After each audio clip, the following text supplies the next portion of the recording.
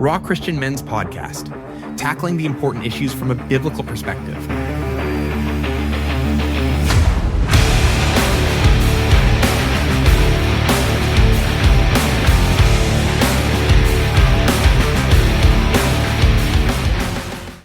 Welcome back to the Raw Christian Men's Podcast, a place for authentic, real-life discussion on faith, masculinity, and living as a Christian man in today's world. On this episode, we're going to be talking about fatherhood. With me today, as usual, I have Luke Root. How you doing, Luke? Pretty good. How about yourself? I'm doing all right. Did you have a good weekend? Yes. Any Valentine's Nope. plans? Nothing? No. Just stayed at home. Stayed at home. Wow, I remember And those worked. days. And we have a special guest with us today. We have Kyle Miller. How you doing, Kyle? Doing good. So you've heard episodes of our podcast Sure. already. So you know that when we have guests on, I like to have them kind of introduce themselves a little bit, kind of give a little bit of background on faith and all that stuff. So go ahead and tell us a little bit about yourself. So I'm Kyle Miller. I've been married for 27 years to Nikki. We met in high school. I was 17 years old when I met her. And I have two kids, Tristan and Haley, and a daughter-in-law. My son just got married last spring. So I've been coming to Walton Christian Church, our family has, it's been several years. I'd say at least a decade or more. So Good to hear. Good to hear. Can't believe it's been a year, almost a year already. since Yeah, it's Tristan got crazy. married. It feels like it was just like a couple weeks ago. So yeah. All right. So, fatherhood. I would say it's a pretty big topic when we think of like men and how we, things that we kind of struggle with mentally or things that we might worry about. I know for me, fatherhood is like, it's a pretty heavy weight. Sure. What do you say? I would say it's an extremely heavy weight because if you're from a Christian standpoint, God's going to hold you accountable for that. Yeah. So that's probably the biggest thing for me is knowing that life is I'm responsible for,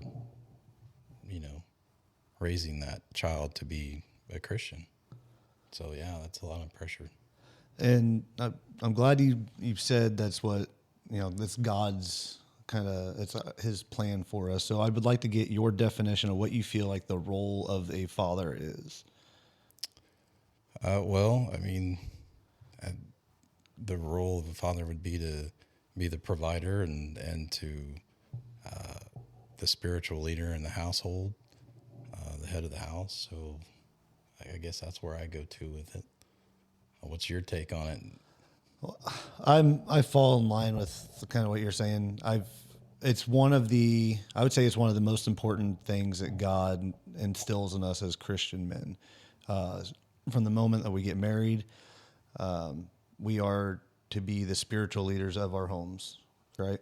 Correct. So, excuse me. So we are. It's a little. I don't want to say it's easier, but it's easy because it's not. I mean, it's extremely difficult, and I think it's really far out of a lot of people's comfort ranges and their comfort zones. But when you're initially married, or if it's just you and your spouse, I feel like it's a little easier. But then when you add children to the mix, it's extremely difficult. And I think it's just that much more important for us to take that role seriously. Because, God did put us as the spiritual head of the home.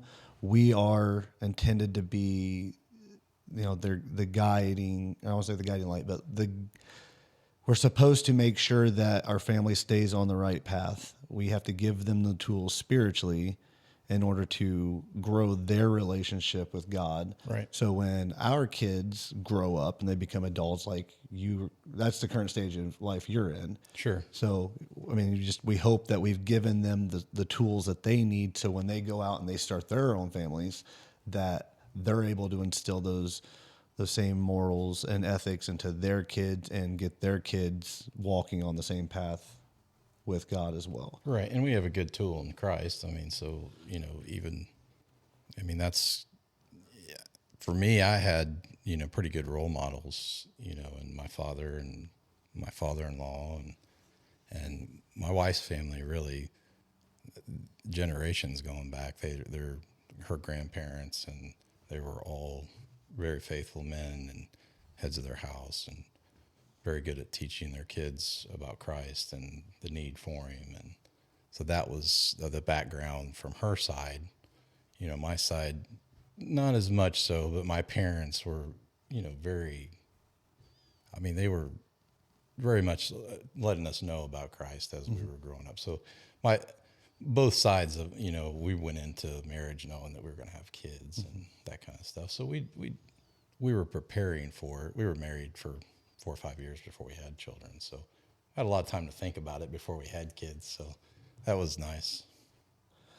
So Luke, coming from your worldview right now, with being kind of younger, single man, you're looking to start a family. What would you consider the role of like a Christian father to be? Like, what's it built up like in your mind, I guess? Similar to what Kyle said, he's the leader and provider of the house, both physically and spiritually. So he should be the one that spearheads their Christianity, like getting it started for them. So I want to get your guys' perspective on this. We talked about how, we're called to be the spiritual heads, and we've talked about maybe what that looks like, but like I would like to dive into what it looks like a little bit more, as far as what tools you use, or your approach, I guess, to leading the household spiritually. So obviously my approach was taken right out of the Bible and what I seen, growing up. But, I think there was a point where my approach changed to just seeing how Christ actually treated people. And so my kids, when I looked at them, I never looked at them as they're mine. I looked at them as they were God's, and I had that obligation there to make sure that that's what they knew. They knew they belonged to God, not to me and Nikki, really. I mean, they're ours to take care of, but there was never ever, I brought you into this world, I can take you out. Yeah. It was, I brought you in, me and your mom were given you, and we're supposed to raise you up in that way. So that was kind of the thought pattern we had. I'm glad you said that, because there is probably one of the things that I've struggled with the hardest, being a dad. My kids are getting ready to turn 15 and 13. So I've been not a new father, but I've had that mentality of them being my kids.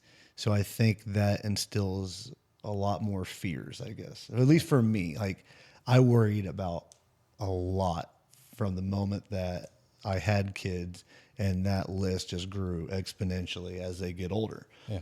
And I feel like I'm at that point where I'm starting to get a little bit better, because I'm coming to the realization that they're quote unquote our kids, but they don't belong to me.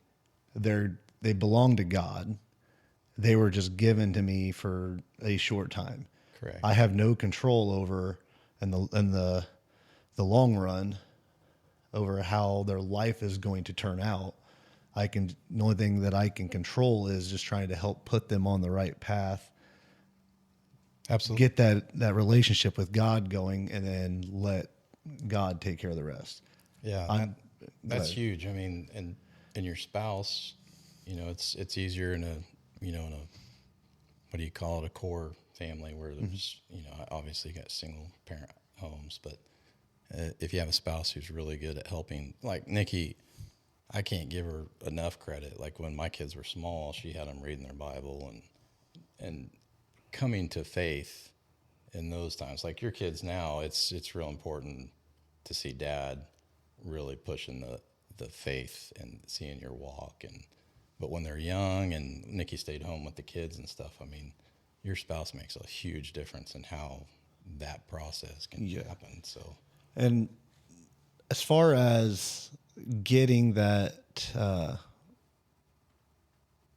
or getting started in that role as like the spiritual leader and taking those initial steps, and it could be you have brand new kids, like you're a very young family, or you could be in like my shoes, or your kids are pushing, teenage years, and you might be newer to the faith, or you're just starting to take it a little bit more seriously, and you're like just kind of maybe feel like you're starting behind the 8 ball. Yeah. So let's talk about like what a father can do to jumpstart that role, that spiritual head of the household role. So I would say probably the biggest thing that you can do is to make sure that your kids and your family are in church, right? Yes, I would say absolutely. That's true. The one thing I will say about, regardless of how you do it, is, and it's the same thing for my children. They knew I lived by the same rules they had to live by. So if they saw it at home, if you're not, you got to have the same rules, or your kids are going to look at you and go, okay, Dad can do those things. So going to church it may be like, oh, it has to be lived too. Yeah, and I think that would be like one of the next steps, Right? But like I think for just getting started, one of the biggest things personally I think you need to do is make sure that you're present in the church, because Sure. especially if you're new or you're new to the faith and you're trying to get everything, you're not going to get everything right. That's the biggest thing you need to remember. I don't care if you're, the most spiritual man in the world, you're not going to get everything right as a father. There's nothing that can really quite prepare you to be a dad until you become a dad, and it's trial by fire. Right. And you're going to fail. I mean, you're going to fail often, actually. Yes. But I feel like getting into the door and getting into church is a big first step, because it's you're demonstrating to your kids that you're taking it seriously. It's important. Yeah. And then from there, you have the building blocks. So it's making sure you're you're diving into your Bible at home, and you're displaying that, making sure that I would say one of the best phrases I've heard as far as how parents live their lives, as far as being Christians, is if your kids can see you and you are the same person on a Saturday night as you are on a Sunday morning. I mean, there's a lot of truth to that, for sure. So, I mean, it's because if they see differently, if they see you going out and partying and getting drunk or high or whatever every weekend, and then you're trying to show up to church, I'm not saying anything bad as far as like if you're trying to get that sin out of your life, that's good. You're actively working to work toward repentance. But if you're just, okay, I'm going to go do this on Saturday, but it's okay because I'm going to show up on church on Sunday, you're sending the wrong message. Right. And that's a good point that you're making there. One of the things that with my kids that I was, I told them, don't look at me. I got tons of faults. I've made all kinds of mistakes. I know a lot of the things that you're going to go through. And so with them, I was like, I'm going to have to ask for forgiveness from you guys at times when I fail, so letting them know that we're not going to be perfect was a big deal for, so that they knew Mom and Dad's not perfect, but Christ is. So that is who I told them to look at. So when you're reading your Bible, you can say, hey, Dad, you're wrong. As long as it comes from, you're reading and you show it to me, I'll be okay. I got changed. So that was kind of how it went for a long time there. When my kids were young, they'd be reading all the time. And, so it was, it's like, hey, Dad, maybe you shouldn't say some of the things you said, or maybe you treated Mom the wrong way. And you have to humble yourself as a father and maybe apologize in front of your whole family. Mm-hmm. And that's part of that leadership role of them seeing you become humble and have to say, I'm sorry, so that leads them into seeing you practice what Christ does. He doesn't have to say, I'm sorry, but, for a father, you're going to make mistakes. So, and kind of segueing off of that, being an effective father or effective head of your or spiritual leader of the house, like you said, you're going to mess up. It's going to happen a lot. You're going to learn. It's one of those jobs you're just going to have to learn as you go, right? So you have to be willing to acknowledge that you messed up and learn from your mistakes. And you cannot try to adopt the authoritarian rule, right? Sure. So I think that was an issue. I don't know if I was trying to be pure authoritarian, or it was just like, because kids are going to model the way that their parents were or their upbringing. So, and for me, and we've talked about this in the anger episodes and the mental health of it, like, if you have other issues going on, or if you have anger issues going on, and it's coming out and it's being directed at your kids, they're going to remember that, and they're going to think, okay, this is how it's supposed to be as a parent when they become parents. I do remember, like, when I, growing up, I'm like, man, I don't want to yell at my kids, because I hated how it made me feel, and I got yelled at for whatever. But I was like, I don't want to yell at my kids, and then here I am, getting angry and yelling at my kids. So let's talk about, we don't want to be authoritarian, but we also have to worry about, disciplining and teaching and guiding. So let's talk about, like, the differences and, like, as far as the approaches, right? So that one's probably a tough one, especially if my wife and kids ever hear this, because they're going to go, Dad's pretty hard. But there is, I definitely went through the not spare the rod. I mean, I wasn't, I don't think my kids would ever say it was out of line. Like, when I talked to my kids, when it came to discipline, it was always, you don't have to be in trouble. You can do the right thing. You're in trouble because you chose this path. And when they were young, I would try to make sure that they knew that they could ask for forgiveness and get out of it. And that was based on, Christ, when you come to him. So but your kids are still going to push you. They're still going to talk back, and there's going to be discipline. And there's no way to get around disciplining your children I guess what I'm really trying to say is there's a healthy fear of the Lord that we have. We know if we don't do things right, eventually we got to answer for them. And there has to be a healthy fear between sons and daughters and their father and mother. I mean, they have to have that healthy fear, because without that healthy fear, there's no respect.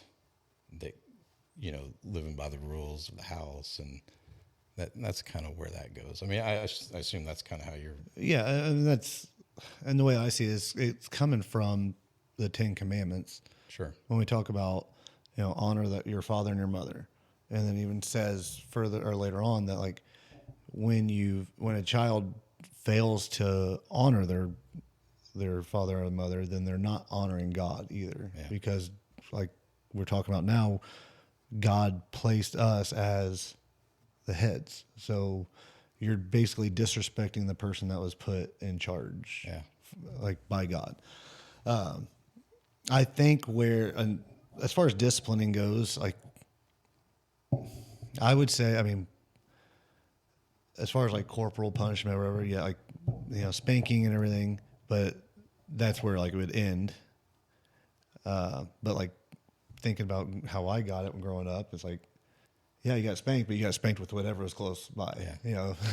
Whether it be a ruler or hanger, wooden spoon, switch off the tree, I will say that's where my father was very good at sitting us down and talking to us. There was very few times he lost his temper to a point where, he's just looking for a board to say, no, you stepped away on a line. So I had a really good role model in that fact, so I would always sit my kids down. Like, it hurt. I know people say this all the time, but it hurt me to have to, discipline my kids in that way. And so we would take some time to talk before any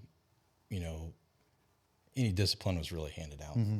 So we would sit on the couch and we would talk about why they did the things they did. And, And it may lead through, it's kind of like a conversation like we're having here on these chairs and stuff. And it's like, by the time we got done, sometimes, discipline wasn't needed by the time we got done. They understood, and they understood when they left that room that, okay, Dad's going to treat me, like I belong to God. Yeah. And that's really, they walk out of there and it's like, okay, it's not always going to be punishment coming out of this. If we can talk and you can be respectful, and he loves us. He doesn't really want to do this. Yeah. So he's like, and we would walk out of that. And sometimes I would never have issues with that. Like I had one time with Tristan, he lied to me about staying at a friend's house the time, and I caught him in it, and he got grounded for it. And I said, you can go do anything you want as long as you're honest.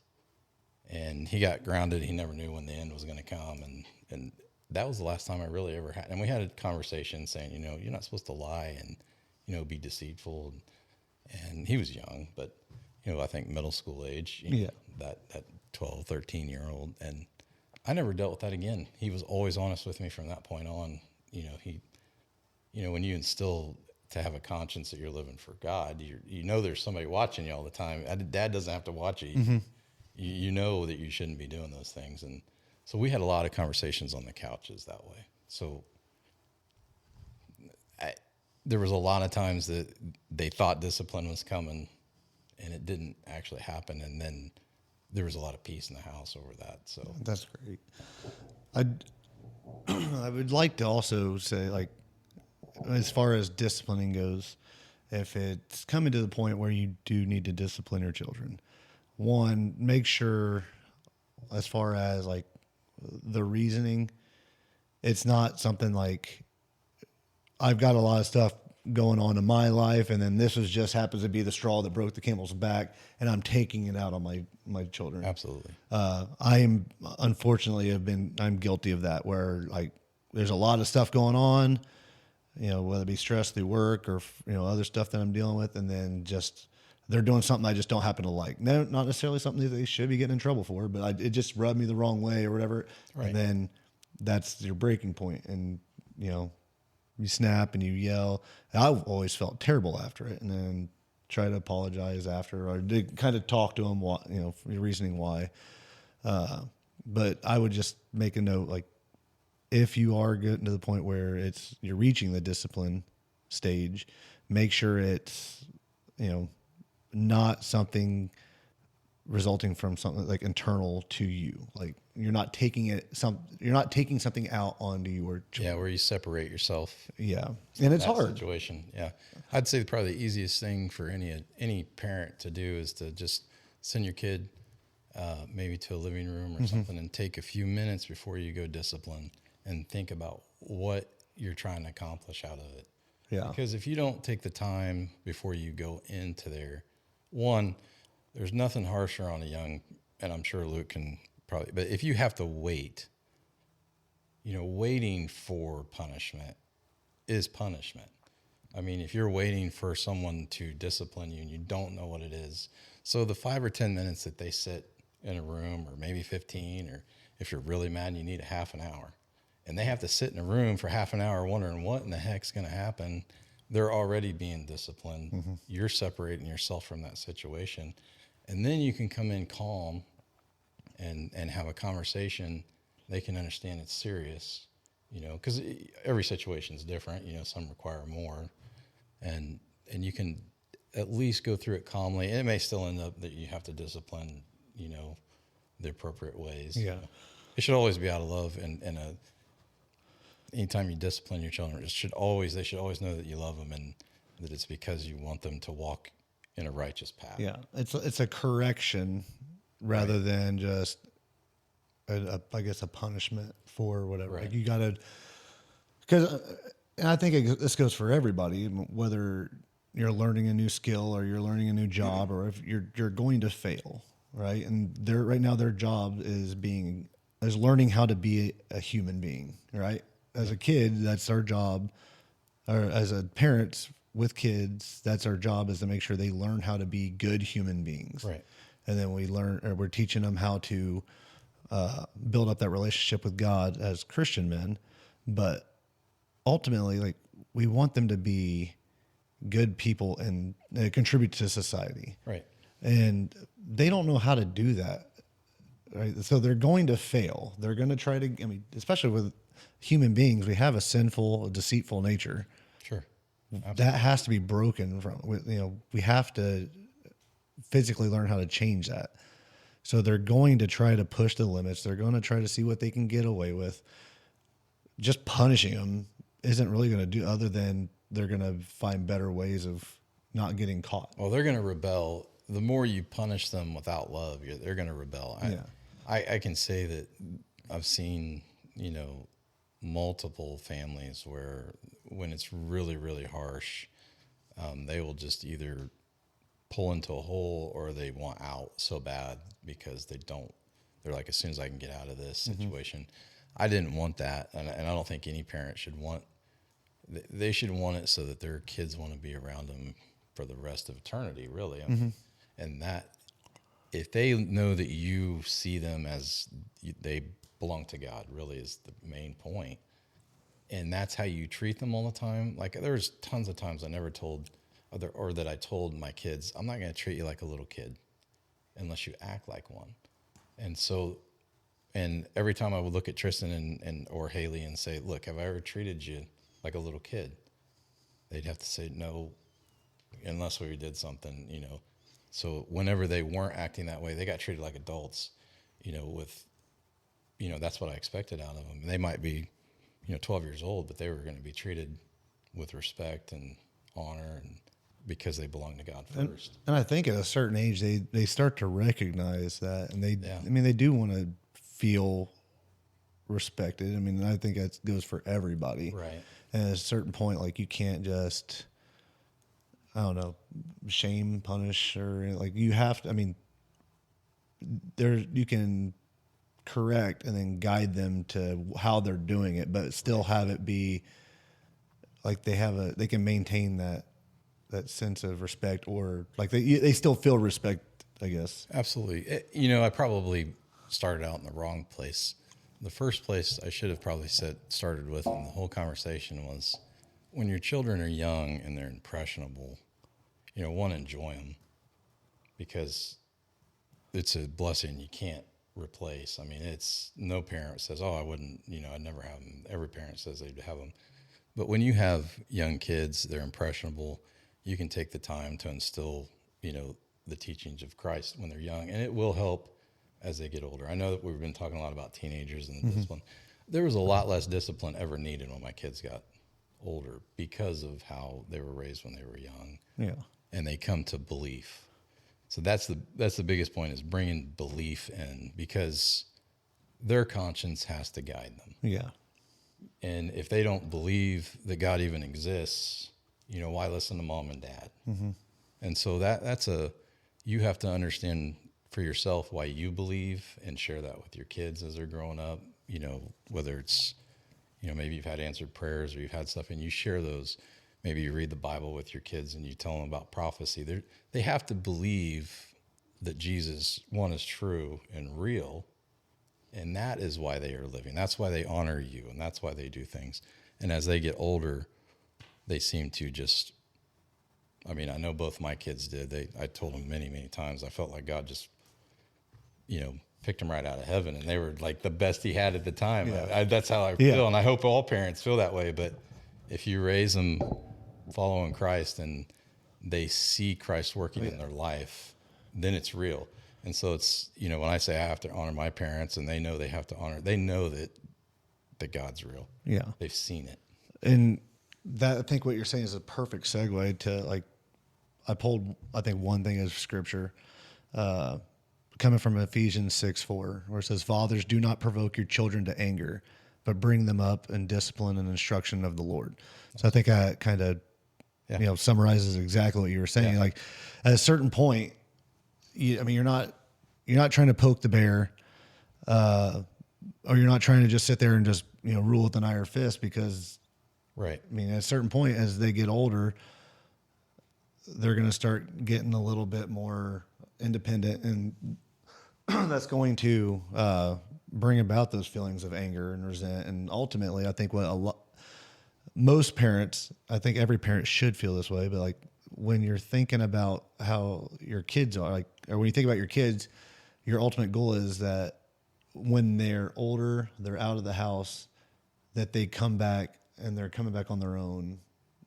And, Yes. they want to be around you Right. as a family rather than like you sitting there bugging them like, oh, you haven't seen you in a while and you want to come over. Yeah. And I'll take that one step farther, with the ultimate goal for me is that my kids know that I want them in heaven. Yes. And if they know that about you, that is your goal, is that you want them in heaven and getting the rewards, and they know that that's why you do those things, then there's a love there that it's unbreakable. Yeah. So it changes a lot of things when they look at that. You're trying to do the things right to get eternity, and you're trying to help them get there. So Yeah. And I think ultimately, if we're looking to try to be effective fathers, or effective heads of the house, I mean, you need to look toward basically to God as the best. He's going to be the perfect example of right.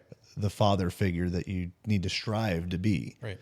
I mean, go ahead. Go ahead. No, I was just gonna say, like, as far as like, he doesn't tolerate sin, but he still shows love and shows grace when we're not deserving of it. You know, and as long as ultimately through Christ. Exactly.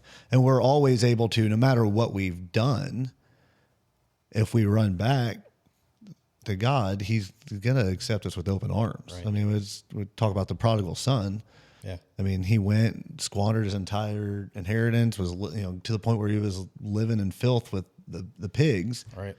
And came back to his father and said, "Hey, I'll work as a slave." And how did his father greet him? He greeted him as basically as royalty. Yeah. And I don't know a father out there that if their son or daughter came back and said, "Hey, I'm really sorry about how I've been living," and that wouldn't just be, their heart would just melt and be like, "Oh, finally," So that's absolutely. So, Luke, as a person who is thinking about, I mean, obviously, you don't have kids right now, but eventually wanting to become a father, what kind of things do you think about or do you worry about as far as like fatherhood in general?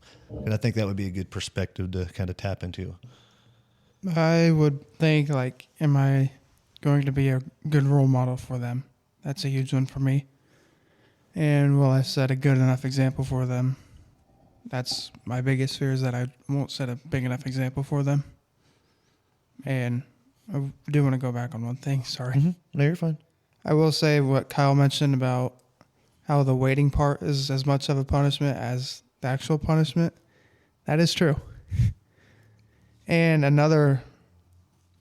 the talking part is even more of a punishment than like actual disciplinary measures too. Yeah. And I think and I'm not sure if kids really realize this at the time, but the waiting point or the waiting part of the punishment, it's just as much for us as the father as it is for the child that's getting ready to receive the punishment. Yeah. When you sit there, if you know you've done something wrong and you're just kind of stewing in it and you're like, man, what's going to happen? And you're worried about every possible outcome. I mean, that can be torture. Yeah. But I know there's been times for me as a father where I've had to like I got to separate myself from the situation. Otherwise it's going to turn out a lot worse than what it needs to be. Yeah. I mean, there's times where it's like, I would say some specific examples. Like there's times where my son was like, he was starting to get into that little rebellion, early teenage age. Like he's, didn't really know how far he could push stuff. I mean, he's still trying to figure that out, but and he didn't have a filter, and like he would be angry and he would not have a filter. That's a bad combination. And it got to the point, it's like, instead of me sitting here and screaming at him and escalating it even further, I was like, all right, he knew I was mad. Like I can't handle this right now. I'm going on a run. And it was one of those things, like, as soon as I got done, like, he was like in tears and I'm sorry. And I didn't mean to. It's like, so that's I think a good example of the separating yourself or having that waiting period. It's good for both because it allows the child to reflect on what actually happened, and it actually gets us to separate from the situation to where we can kind of come down a little bit and be more effective Right. in our, whether communication or the punishment. And we talk a lot about discipline, probably seems like a lot, but you got to think that most of the time you're raising your kids, it's like a daily thing, to some level, as you're shaping them. So that doesn't really, whether it's just a talk or whether it's somebody it's constantly. I mean, I think there's a lot of times I don't think we appreciate it enough to where, or we don't realize it. It's just so simple, like sitting down and like, dude, you screwed up, and just kind of tell them why, and kind of get that point across. And like I said, at a certain age, they're going to be.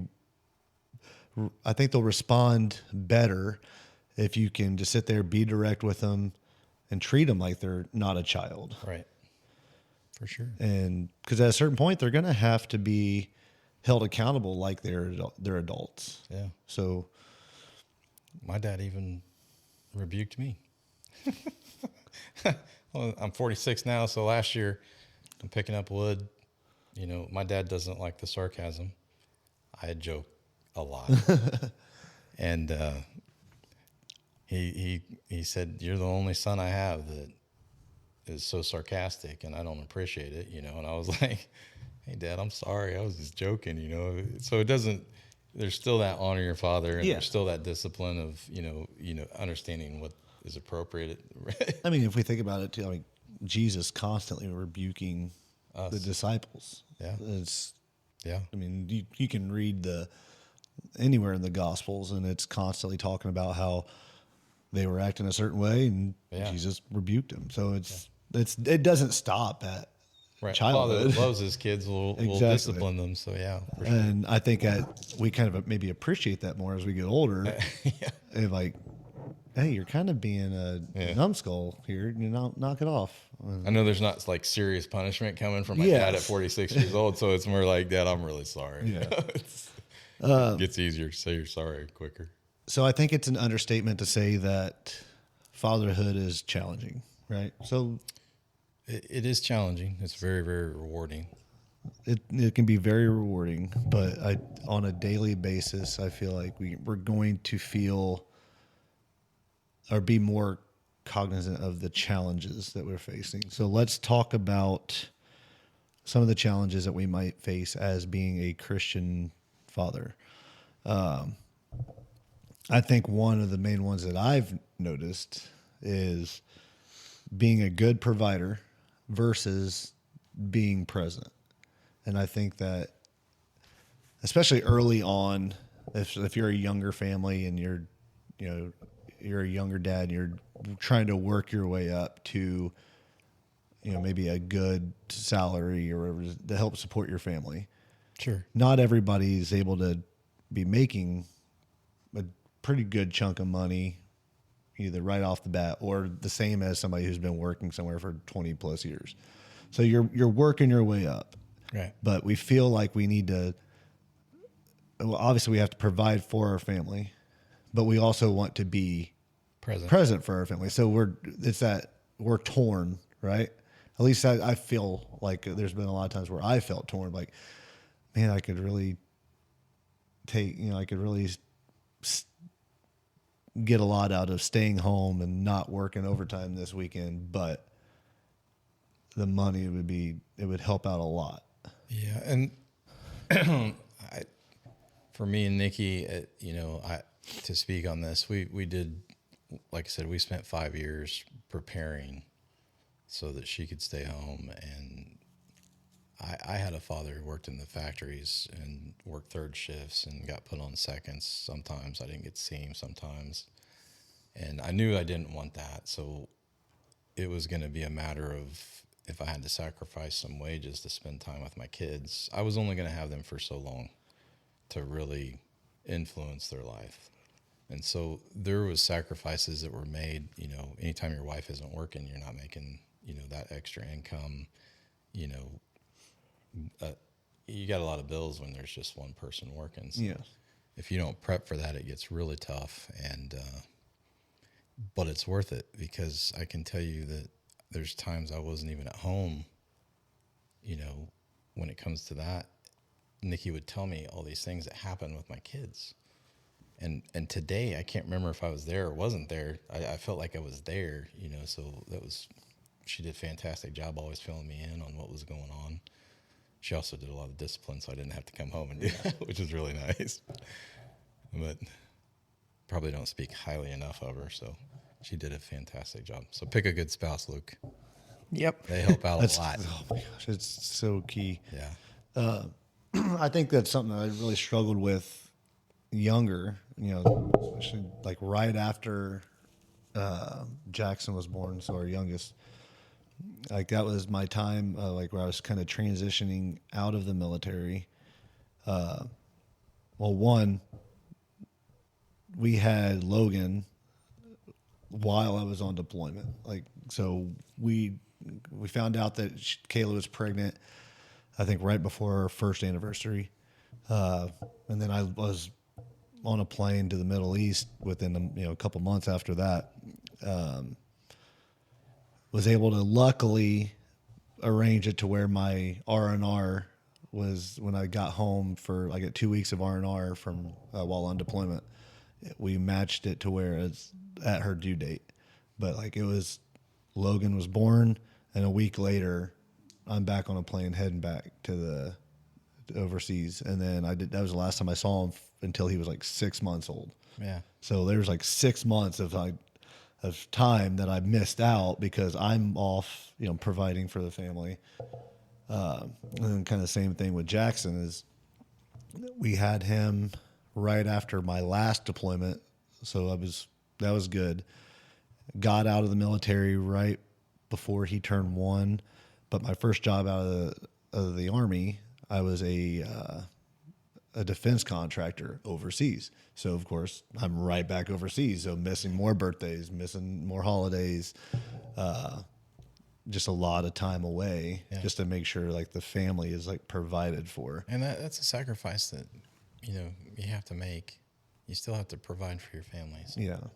I mean, that there's a lot of people that fall into that don't have a choice, but quality time makes up for that. Yeah, it feels, I mean, you're going to feel like you're missing out a lot, especially, I mean, I think it can go either way. I think at such a young age, I feel like I'm missing out on a lot of like maybe milestones, but at the same time, do they even remember me being away? I guess. So it's like it's a trade-off, you know. Yeah. You are missing out on a lot, especially as a new dad, and you want to make sure you're there for your kids. But I think the one positive of that point would be like they're so young. I don't think they're going to really remember me being gone. So I do have that going for me. But another challenge, and I think you have a lot more experience with this than I do. But Sorry. Oh, go ahead. I did want to add something to that. Go ahead. So growing up, when I was like elementary school, like 4th to 6th grade, my dad, well, even before that, my dad worked afternoon shift, like 2 p.m. to 10 p.m. Yeah. So a lot of the times I would only see him just in the morning because I was already asleep by the time he got home. And then he had a 4 days on, 2 days off shift. I remember I seen him a lot on those 2 days that he was off. So it kind of made up for those 4 days that I didn't see him. But that's another example of had to lose time, like miss a couple basketball games just because he had to work. And I do remember because your dad being law enforcement, and then my dad was also law enforcement, so I do remember him being the same schedule as far as like 4 on, 2 off. Yep. For a long time, he worked second shift, so it was like he was usually getting home at like 11, like after all the paperwork and everything was done, and he was going to school or going to work around the time that I was getting home from school. So like, there's a lot of time that you really don't get to see him. But that was something that I remember him doing for like my entire childhood. Yeah. So I mean, it kind of sucks for the kid, but at a certain point, they kind of get used to it. That's just the way it is. Like, they don't know any different. But I think as long as dads, if we're willing to be proactive and make up for it in the time that we are able to be present, it definitely plays or makes an impact. I mean, there's definitely sacrifices that every family is going to have to make that are different than someone else's family. But again, if the time that you spend with them is time that they know that you want to spend it with them, it's quality time and they feel loved, there's a lot that can be made up through there. So, and I do want to add one more thing. Sorry. Like in the summer when I would be out of school, before he would go to work, we would always like do stuff together. Like I'd go help him mow his yards every Monday and Tuesday and all that. So we still made up even more time for that. Yeah. Good time spent together is worth a ton of bad time, Yeah. Yes. So I spent a ton of time with Tristan and Haley playing sports. I mean, the upstairs of my barn is a basketball court, and that's where me and Tristan spent a lot of time. I spent a lot of time with Haley. She played volleyball, but Tristan a lot because I love basketball. Yeah. And so that's where he got a lot of lessons. Sports are great places for lessons too, but the time that you spend with your kids, I mean, and, not just sports, but there's a lot of things that you can use as tools. I use sports with mine, because it's an emotional sport. Any sports are emotional, so it gives you the opportunity to spend quality time with your kids, especially when they're down, when they're down or they're on a real big high. Or, you get to see them at those levels, and that time is really important, I think, as far as lessons. So I think another challenge would be the type of kids we're raising, right? So a boy dad or dad to a boys rather than a dad to a girls, right? Because you can't raise them both the same. They both take their own little unique, approaches. Yeah, I mean, I was very honest with both of my kids. I said, Tristan, he's going to be the head of his house. Haley, you got to find a way to be submissive and choose wisely, and these are the plans that God has in place, and if you don't want to live in those places, you're disobeying God. And so you still get to the same place. There's, there's no heaven, in heaven it says there's no husband and wives. Yeah. There's no slave or master, there's just God and us. And so you need to play your role and you need to understand your role as you're growing up. So, maybe that's old school, but that's what was in my house. So Haley was taught a little differently, how she's supposed to be, how she's supposed to act. And then Tristan the same way, how he's supposed to lead. I told my daughter, you have to be submissive to your husband, but you have the Bible in front of you that is your sword if you need it, to keep your husband on the right track. I said, so you need to know that Bible and understand how to help your husband. And so that was kind of how we raised them. I know as little kids, it was just enjoying them and teaching them right and wrong. And really, boys and girls are very similar when they're young. It's when they get older, when puberty hits and everything starts changing, and it's it's a different ball game. Hugging dad's not as I think Haley snuggled up with me on the couch until she was like, I'll just say 10. So it was, and that was great. Tristan, we had campouts and all that kind of stuff. But when they start getting to that point that they got to really understand their roles and what's coming, then you have to be honest. Yeah, I guess that's the biggest thing. You have to be honest. I know for me, I really can't speak too much about it just because having two boys, and luckily for me, I consider it lucky because I was able to, come from that male perspective, right? As far as raising them, it was a culture shock for my wife. to say the least. Yeah. And it still is. But how would you say, as far as like when your approach is to either whether it be discipline or just, raising in general between the son and a daughter, because obviously, I mean, you can't take the same approach, right? I tried to an extent just because of the way I saw them. I looked at them as God's possessions, and the life that they had was still his life, so from that perspective, when you're disciplining your kid, you're still teaching them all the same things, regardless of whether they're boys or girls. Right and wrong is right and wrong. But when it gets to like your daughter, and it changes because you're softer on her, you just are. Yeah. I mean, because you're supposed to be this protector, and like your son's, you're raising him in to be an alpha male, you know, and there's really only room for one alpha male in the house, whereas your daughter, you're there to protect her until she has a spouse or somebody. Mm-hmm. So it's different in that regard.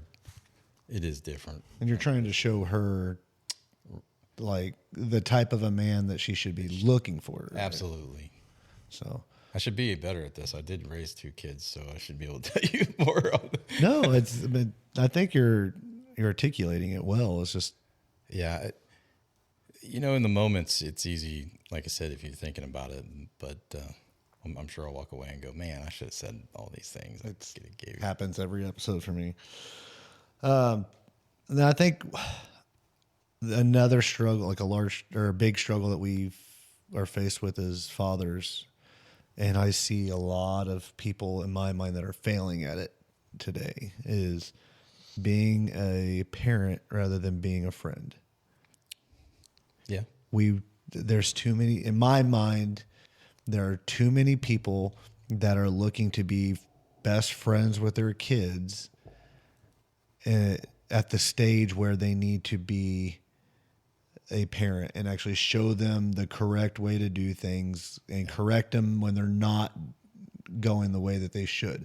There's always going to, this is just my opinion, there's always time after the fact to be friends with your children, right? Like, Yeah. And I've tell my kids this all the time, you can be nice to them, you can be friendly with them, and you're gonna love them because they're your kids. But there's times when I tell them, like, I'm not your friend. Like, I'm not. My job is to be your dad and to make sure that you are going to be a good human being. Like, Because you're held responsible. Because that's my job. Yeah. When you're older, you're out of the house, and you have your own family, we can be good friends then. But right now, you're still learning you're still maturing, you're still learning how to be an adult. My job is to make sure you learn the proper skills you need. I can't be your friend at the same time. Yeah. And that's just my perspective. But I feel like there's a lot of people they're so worried about their kids liking them that they aren't able to be effective parents. Yeah, I would say that's very correct. Yeah. I mean, you can't. There's a friendship as long as we're working together to live good lives. Yes. But once you step out of line, then that friendship kind of changes. It's a disciplinarian. Yeah. And that might be a better way of explaining it, is that like you can still be friendly and be buddies with your kids, I think, as long as everything's going well. But you got to remember that your ultimate role is to lead them, not to be their friend. Right. And I remember some conversations I had with both Tristan and Haley, where we were in the car, and I told them, there's nothing a father wants more than to spoil his kids with everything, and the more righteous you live, the more you honor me and your mother and what you do, the more we want to spoil you. We want to do everything for you. I said, and God's the same way. The more righteous you live, the more you live after him, he wants to give you everything. I mean, eventually he wants to give us, inheritance to the kingdom, Yeah. and so that was kind of how, I don't know if I'm explaining that well, but the talk in the car was basically, I want to do everything I can, but when you step out of line, it makes me take those things away from you, and then that friendship, it's going to be stretch based because of what you did, not because of what I want to do, but because of what you did. You're distancing yourself from me. If I can, I would buy you a house. I'd buy you cars. I want to give you all those things, but if I'm going to spoil you, then I don't want to do that. And God wants to do the same thing. He wants to spoil you. But if you're going to step out of line and let it go to your head and start living a totally separate life from what is right, then I got to pull all that stuff back. And God's the same way. He's going to pull all that back. So that was the relationship that I had with my kids. And I knew that, my ultimate goal for them is to spend eternity in heaven. Yeah. And I wanted them to get the best rewards, so they had to live righteous lives. And that's, we taught them that from the very beginning. So when you said something to them, they would, a lot of times if they were in the wrong, they were going to hang their head. And there wasn't yelling and screaming really in our house. So it was very peaceful. That's good. And I think ultimately, I mean, that friendly nature, I guess is a good way to put it. It's going to allow the atmosphere to be more cohesive. Right. And as long as it's not taken advantage of in the negative aspect by the children. Yeah. Then that you can maintain that friendly atmosphere. You can joke. You want to joke with your kids. You want to have fun. You want to love on them. But I think that we just need to remember ultimately that our main responsibility is to lead them spiritually and to teach them how to be the type of people that they need to be, the type of godly people that they need to be. And if they're taking an advantage of that, we have to make sure we can separate those, I guess, that role, and not just like, oh, I'm worried about them being angry with me, so I'm just going to let them do what they want to do. Yeah, you're not doing them any favors if that's what you're doing, because they're going to walk a different way. Yeah, and I think every parent wants what's best for their children, and like I said, we want to give them the things. Like, I know I want to give my kids stuff that I never had. Yeah. But ultimately, like, if they're going to just be spoiled or take advantage of it, and you have to be able to just cut it off and, teach them the lesson that they need to learn, rather than just, well, I don't want them to get mad at me, so, or I don't want to, if they're mad at me, it's going to cause trouble in the house, and you can't be afraid of that. I don't want to mislead anyone here either. There's plenty of arguments over time. I'm at the end of it. Yeah. So it's looking back, there was a mix of everything. So, and I think ultimately, as long as and nobody's ever going to get it right 100% of the time. Nobody's perfect. There's only one perfect person in the history of the world. Right. And all that we can do is just to strive to be like Jesus. But you're going to fail as a father. You have to be okay with failing and learning from it. We have to be able to be humble enough to learn from our mistakes. Yeah. And I think as long as we're able to do that and we're able to lead the family effectively, then when our kids do start to get to that age where they're almost out of the house, then it's going to be a lot easier. It's going to be a lot more of like what you're describing, I think. Yeah. I have a very good relationship with both my kids. But the one thing as you're talking, I'm thinking, we had a lot of great role models that really led us to raise our kids that way and to kind of see how the end result would probably end up.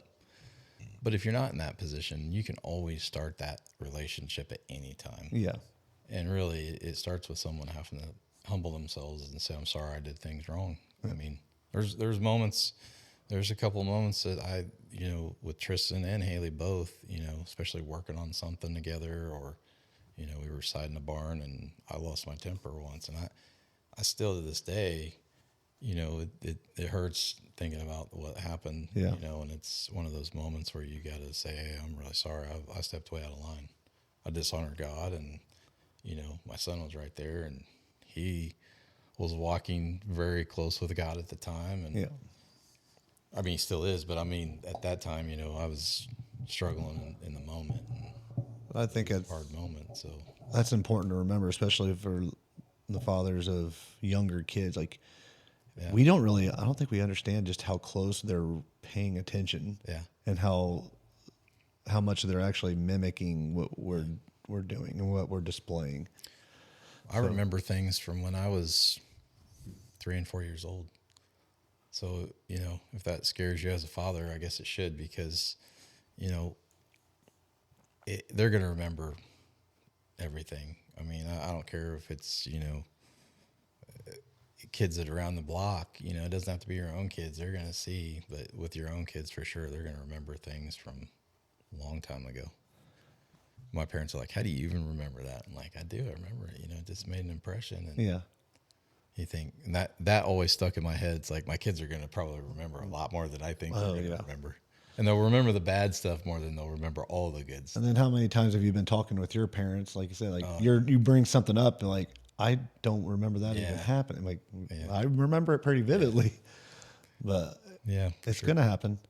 So I think as we wrap this up, I would like to get to if there's any advice that we want to give to people that, as far as, you know, trying to be a more biblical father or more spiritual head of their home. So if you could give some advice to somebody listening. Anyone who's listening, I guess the main thing I would say is, first, you have to get to where you have no doubts yourself about God. You can't teach your kids about God if you have doubts yourself. I mean, you can let them read and you can do those things that are bringing you, but once you have no doubts, you can teach your kids to not have any doubts, and you can, you know, as you raise your kids with no doubts about God and showing them that's probably the biggest thing I would say, is getting the doubts out. Yeah. Because every kid, I think, grown up's like, did mom and dad make this up just to get control of me? Mm-hmm. You know, so you got to get rid of the doubts. And you do that with showing them, you know, prophecies that have come true, like Israel. And I spent a lot of time doing that with my kids, and answered prayers, you know, telling them to talk with Christ. And they had a lot of answered prayers. And I think it's important to remember it's not too late either. Never. Like, you don't have to have, you know, 2 or 3 year old children to really to start in that aspect. Like, if you're coming to the table a little bit late in life, you can still like really make sure you're diving into the Bible and getting everything. I don't want to say get everything right, but like getting a good base, like a knowledge base. Absolutely. As your solid foundation, because that way, like you said, you're gonna have kids that, especially if they're a little bit older, they're gonna want to know why. Right. And I hated hearing that question from my kids. Like, well, why do I have to do that? Like, because I want to say, because I told you, because you know you're supposed to be listening to what I tell you to do. But like, they're gonna want to know why. And if you have that solid foundation, and as far as like your knowledge goes, you can at least kind of get them going in the right direction and give them an idea of like, this is why I need you to do this. Yeah. So I think it's important to realize that it's not too late, even if you have young or older children and you're wanting to be more serious about this. Like I said, just, you got to dive into the Word, and you got to get your foundation set. Yeah. One of the ladies that I work with, she's got some amazing stories, but she had 2 children out of the house when she came to Christ. And, you know, there were some amazing things that happened in that family, and her children came to Christ. They've already moved out. Yeah. You know, she didn't raise them that way. And then, you know, she had one at home that was a teenager, and they came to Christ. And so it's never too late. If you're listening to this, I don't care if you're, you know, 70 years old and you feel like you've failed your kids, you can do it now. I mean, we talked about this last week when we were recording, when as far as the men's ministry, if the head of the home, if the father comes to Christ, 90 was it Yeah, it was 93 to 90 I think it was 94% of the 90. time? Might have been 90, 92, somewhere around Somewhere it's 90% of the time, the rest of the family follows suit. Yeah. Whereas if the mother is the first one to come to Christ, that drops down into like the 20 or there. something like 23, that. 25. And if the children come to Christ first, the chances of the parents following suit, it's single digits. So that's just shows you how important it is for us to, as the head of the house and the spiritual leaders of the home, just how much emphasis we need to place that as far as like our roles as fathers. And one thing I definitely want to say to any listener out there is that when you raise your kids in Christ, one for yourself and for your children, there's never a fear of an eternal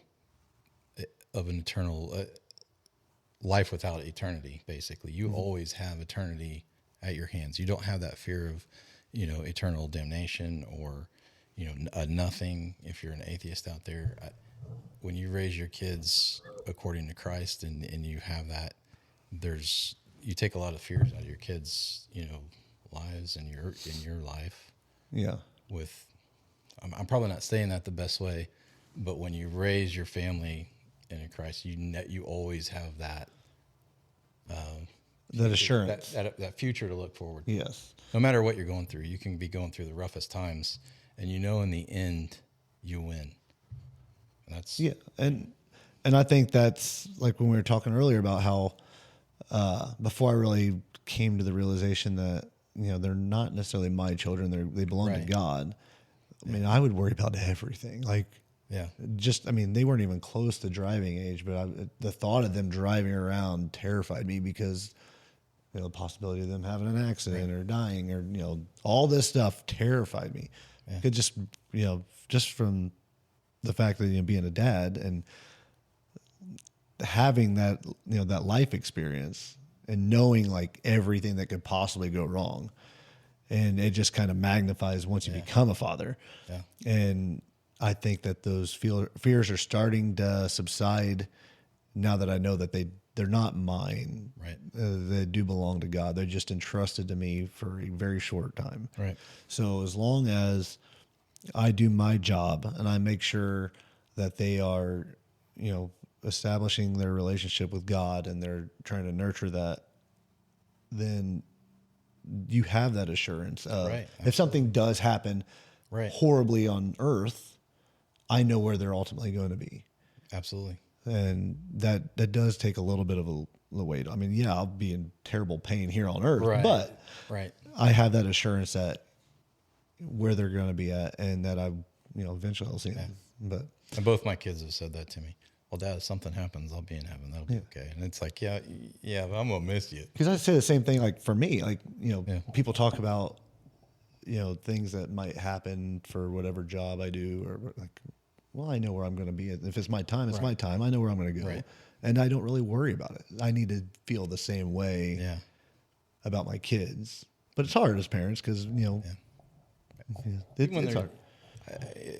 Talking about this, like, I know we're trying to close up here, but even when they're young, like, I remember Haley, being afraid of the dark, and just talking to her, if you talk to your kids about Christ and they start to put their faith in him, it takes a lot of those things away, those fears that they have, and they know Jesus has them. So they sleep better at night. Yeah. You can pray with them, and prayer is huge. So that's something we didn't talk about, praying over your children. That's huge. So it is very huge. And like I said, it could be something that's, if it's out of your comfort zone, I mean, you just got to force yourself to do it, to have those conversations. Like, I mean, there's times where like your kids are going to go through a lot of hardship. They're going to go through a lot of stuff, whether through school or with, boys or girls or whatever it is. But like one thing that I'm trying to make sure I emphasize, like, are you praying about it? You know, that's huge. Like if you feel like X, Y, and Z is going wrong or whatever, like go to God about it.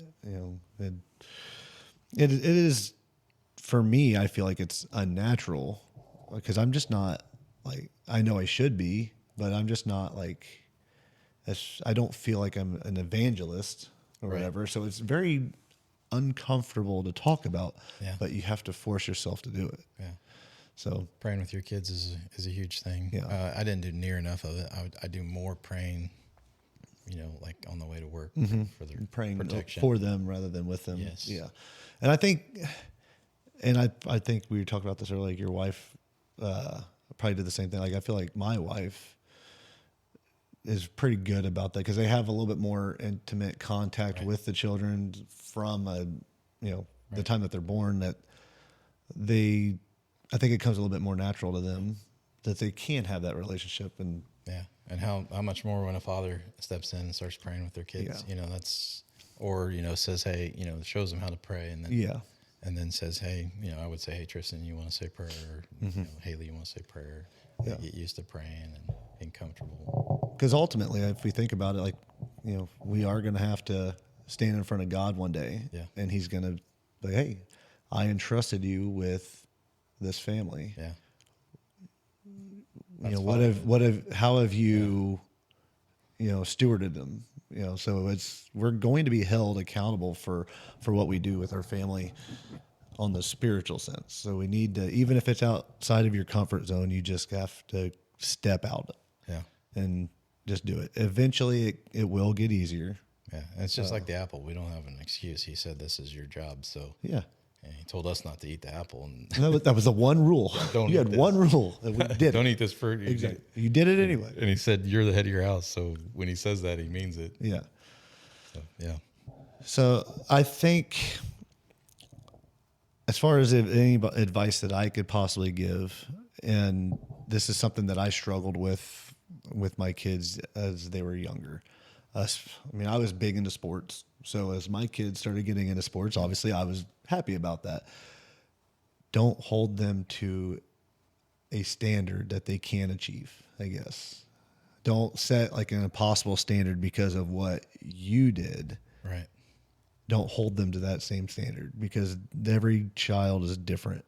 Yeah. They might be a superstar. They might be the most uncoordinated kid on the planet Earth, and it shouldn't matter. Yeah. Get to know their, I guess just how your child is and their desires, their personalities. You have to get to know them, but hold them to the standard of, like, as far as a spiritual standard, set the standard that way. Externally, none of that stuff matters. I'm getting to that point now where, like, as they're getting older, athletic ability is going to separate between kids within their grades, and there might be political reasons or whatever. Coaches coming and going, it doesn't matter. And I'm getting to that point where, like, honestly, I love sports. I would eat, breathe, sleep sports as when I was their age, when I was in high school. Honestly, I could care less if they played another sport for the rest of their life. There's so much more that they can be doing as far as, like, with their time. There's a lot more stuff we could be doing together, and more quality time wise. I mean, in the grand scheme of things, it's so small. Yeah. But like, just don't hold them to a standard that you hold. As far as, like, I'm talking about outside of religion, outside of Christ. There is a standard that we must hold for righteousness. Yes. I'm talking about for outside aspects of it. Don't hold them to that standard, or don't make that standard more of a priority than that relationship with God. Yeah. And you're right. Even though Tristan, if he listens to this, is going to go, you hear that, Dad? So he's like, you got black's that kettle there, Pot? Yeah. He's like, I heard what you said, But yeah, you're absolutely right, because there's opportunity in everything to share with your kids. I don't care if Haley's really good at art. It's one of my favorite things is that she, in everything that you can share with your kids, it kind of comes back to that be all things to all people. Your children, find the things that they love and enjoy it with them. and your relationship will be phenomenal, really. Yeah, and I think everybody really has something that they can thrive at, not just be good at, but thrive at. And it's just a matter of finding it. And we got to remember, it's not. Jesus never said, when you play baseball, do it for the glory of God, or when you play football, or if you're painting. It's whatever you do it for the glory of God. Yeah. So if you approach it with that mindset, it doesn't matter what they're doing. It doesn't matter if they're following in your footsteps, Right. or if they're taking the complete opposite path. Right. The standard should be, do it for glorifying God. Absolutely. So if that's what they're doing it for, then you got a lot to be proud of. So yeah. Well, Luke, coming back over to you. Yes. Any closing comments? Any buds of wisdom over there? I do want to say one thing. You can't see it when you're listening. I wear a lot of racing stuff. Yeah. So I always think of a quote that Ayrton Senna said, as long as you have God on your side, everything becomes clear. Never really understood what that meant until just recently. Mm-hmm. If you have God on your side, you can see things more clearly and he can help guide you to certain things. I feel like that could be the same way. If you have Christ in your life when you're a father, then he can help guide you through that. Yeah. absolutely. So He's the best guide you got. yes. Every father, if he's looking to Christ, he's got a really good leader. The perfect example. The to perfect follow. example. Yeah. So I think that would be a good place to go ahead and wrap it up. Kyle, would you do us the honor of closing us out in prayer? Sure. Dear Heavenly Father, we just want to take this time to give you honor and praise, and just thank you for this opportunity to share about fatherhood. And we just ask that you bless it and let it reach as many people as possible. It's in your Son's name that we pray. Amen. Well, thank you very much. And I just need the little housekeeping thing at the end. Obviously, if you like this type of content, or if you find any little nuggets of wisdom that you find valuable, please share it with somebody. Ultimately, we're called to spread the word across all nations. Right. That's the Great Commission is what what Jesus told us before he ascended up into heaven. So we're trying our best to give little nuggets of wisdom where we can, but ultimately we're trying to spread, the word of God to whoever we can. The easiest way for that to happen is for you guys, if you guys like this stuff, share it. Make sure you like or subscribe to the content, so it's easier for us to push it out. If there's any topics that you guys think that we need to cover, just feel free to leave a comment. You can email us at rawchristianmenspodcast@gmail.com. We are on Facebook, Instagram, that stuff, all that fun stuff. We're on all the major podcasting platforms also. So other than that, Yep. just spread the word as much as we can. So, all right. With all that, thank you guys for joining us today. And I'll definitely have you back on later on. All right. For sure. All right. You guys have a good night. You too. Take care.